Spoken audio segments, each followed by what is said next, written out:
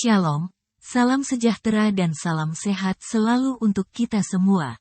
Berjumpa lagi dengan saya dalam renungan firman Tuhan pada pagi hari ini.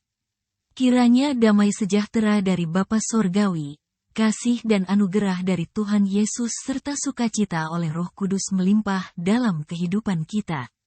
Amin. Firman Tuhan pada pagi hari ini diambil dari 1 Korintus 13 ayat 11. Demikianlah firman Tuhan.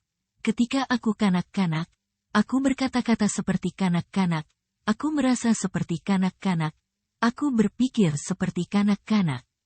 Sekarang sesudah aku menjadi dewasa, aku meninggalkan sifat kanak-kanak itu.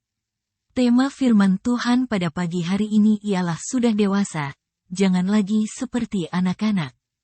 Perhatikanlah seorang anak kecil. Ketika seorang anak merasa diperlakukan tidak adil, maka ia akan cenderung bersikap iri hati, cemburu kepada anak yang lain. Umumnya, anak kecil ingin dianggap lebih baik dari anak-anak yang lain. Menjadi lebih menarik ketika Rasul Paulus memakai perangai anak-anak di salah satu bagian tulisannya untuk menasihati jemaat di Korintus. Mengutip kata-kata Maurice E. Wagner, seorang penulis buku, ia berkata bahwa masalah yang paling umum terjadi dalam suatu hubungan dengan orang lain adalah kecenderungan untuk mengendalikan seseorang yang kita kasihi. Kita menjadi posesif, pencemburu dan terlalu banyak menuntut. Bukankah sikap-sikap seperti ini adalah sikap seorang anak kecil yang selalu merasa lebih hebat dari orang lain? Yang hendak ditekankan oleh Paulus saat itu tentu saja adalah perubahan perilaku. Seorang yang sudah dewasa tentulah berkata-kata, merasa, dan berpikir secara berbeda dengan seorang anak kecil.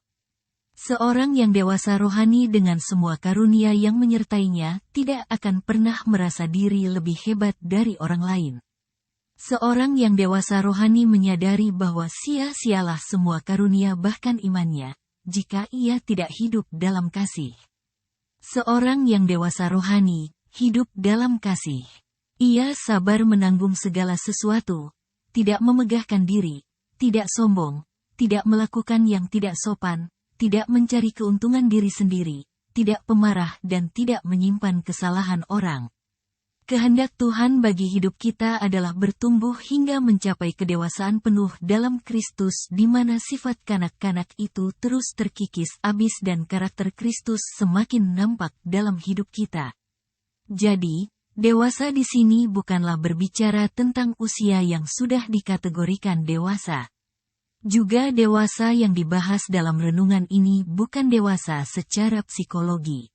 Karena ada orang yang sudah usianya dewasa tetapi masih mudah tersinggung, mudah kecewa, dan gampang sekali emosi. Tetapi dewasa yang dibicarakan dalam renungan ini ialah dewasa dalam iman dan juga dewasa secara rohani. Orang yang dewasa secara iman dan rohani adalah orang yang tidak mudah kecewa, tidak gampang putus asa dan tidak mudah emosi. Semoga bermanfaat. Selamat beraktivitas, tetap semangat dan selalu andalkan Tuhan Yesus. Tuhan Yesus memberkati hidup, keluarga, pekerjaan dan pelayanan kita. Amin.